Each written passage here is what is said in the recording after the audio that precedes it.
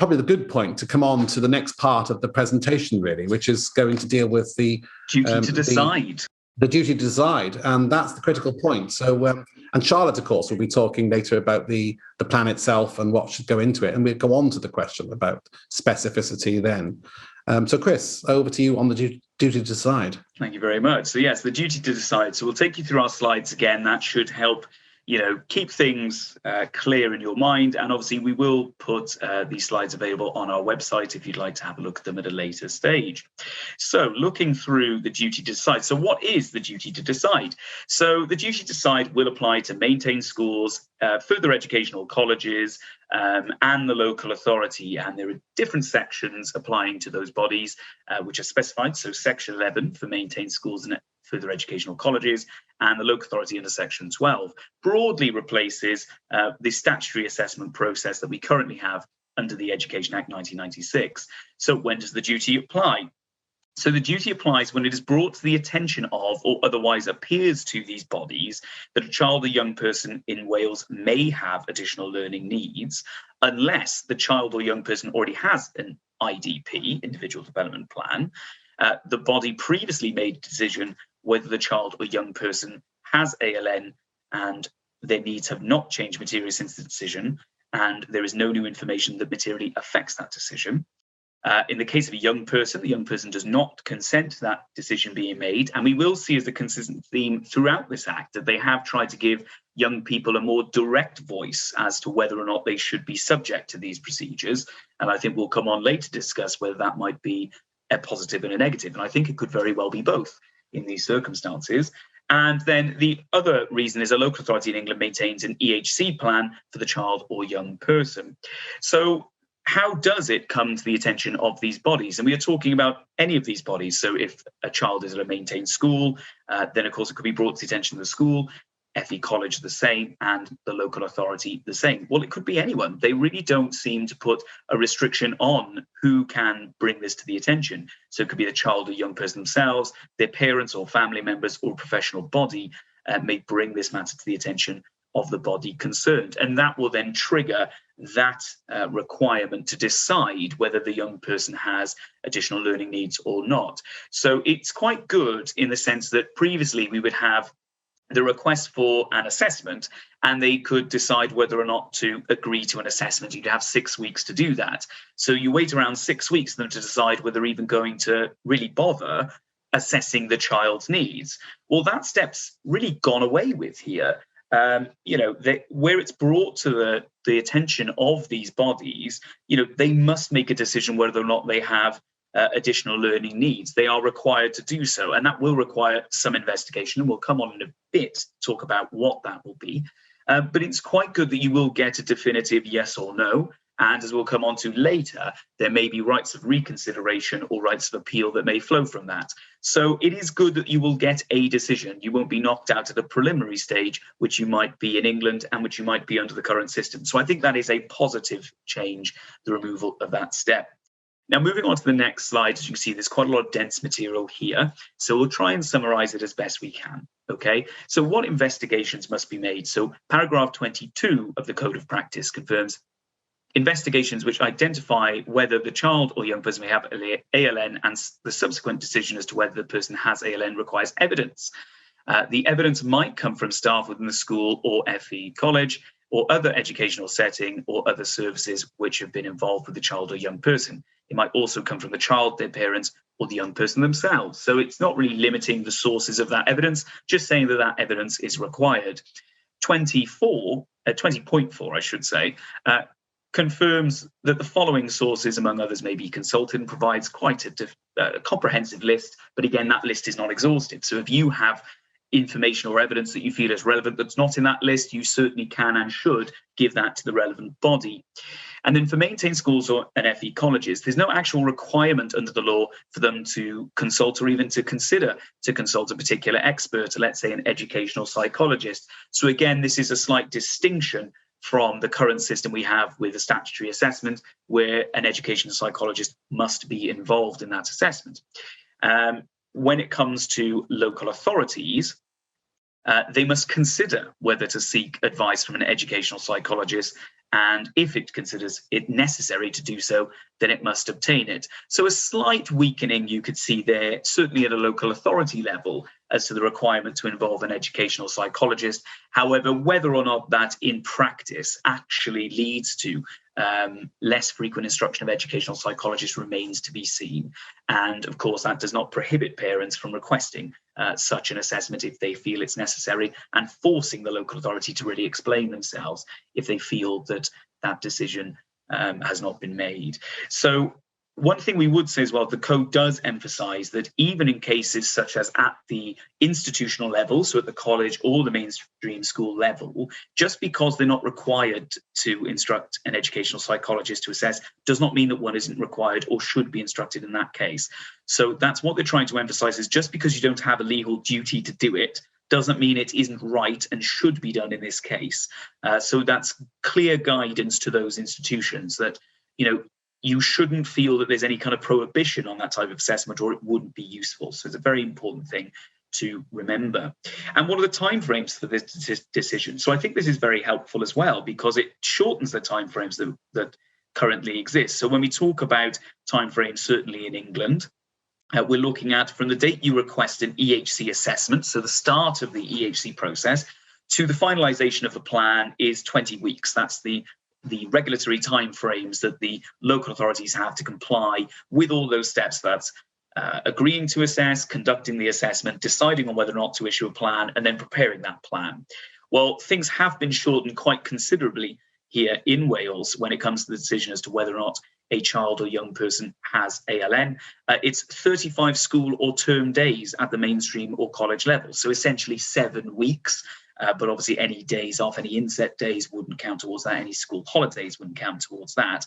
And then for local authorities, the time frame is 12 weeks for a direct request. But if it's reconsidering a decision of a mainstream school, then it's 7 weeks. So even adding those times together, you're looking at realistically 14 weeks is the longest period, because that would be a request being made to a school, a mainstream school then refusing to find that the child has ALN, or perhaps not giving a good enough plan, and then reconsideration going up to the local authority after that 7-week period would be a further 7 weeks. So except for when there's perhaps the summer holiday period where you'll have that 6-week break at the school level, and then you would still be open to make your request direct to the local authority, it is a much shorter process, and intended to be a much shorter process than that in England.